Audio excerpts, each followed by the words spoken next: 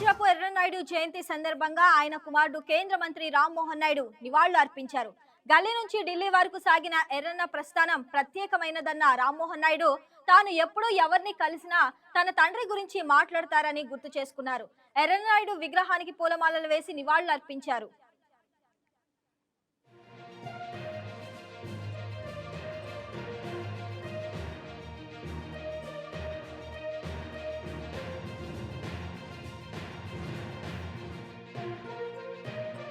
మరి ఈరోజు ఈ జయంతి సందర్భంగా శ్రీకాకుళం జిల్లాలో అలాగే ఎక్కడెక్కడైతే వారి అభిమానులు ఉన్నారో అందరూ కూడా కలిసి వారి విగ్రహాలకి పూలమాలలతో నివాళులు కూడా అందరూ అర్పించడం జరుగుతుంది. మరి ప్రత్యేకంగా ఇందులో పాల్గొంటున్నటువంటి ప్రతి ఒక్కరికి కూడా కుటుంబ పరంగా నా తరపున, అచ్చెన్నాయుడు గారి తరపున, మా కుటుంబ సభ్యుల తరపున అందరికీ కూడా మా ధన్యవాదాలు తెలియజేసుకుంటున్నాం.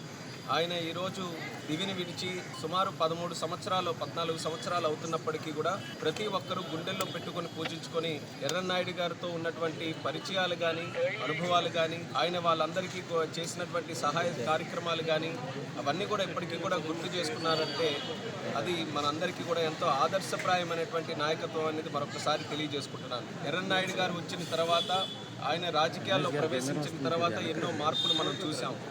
రాజకీయ చైతన్యంతో పాటు ఒక రాజకీయ నాయకుడు అనంటే ప్రజలతో ఎలా ఉండాలి, ఎలా మమేకమై ఉండాలి, ఒక కార్యక్రమం ఆయన ద్వారా చేయాలని అన్నప్పుడు, ఎవరైనా సహాయం కోసం వచ్చినప్పుడు ఆయనకి ఏ రకంగా భరోసానివ్వాలనేది ఈ రోజు వరకు ఒక రాజకీయ పాఠంగా ప్రతి ఒక్కరు కూడా చెప్తుంటారు.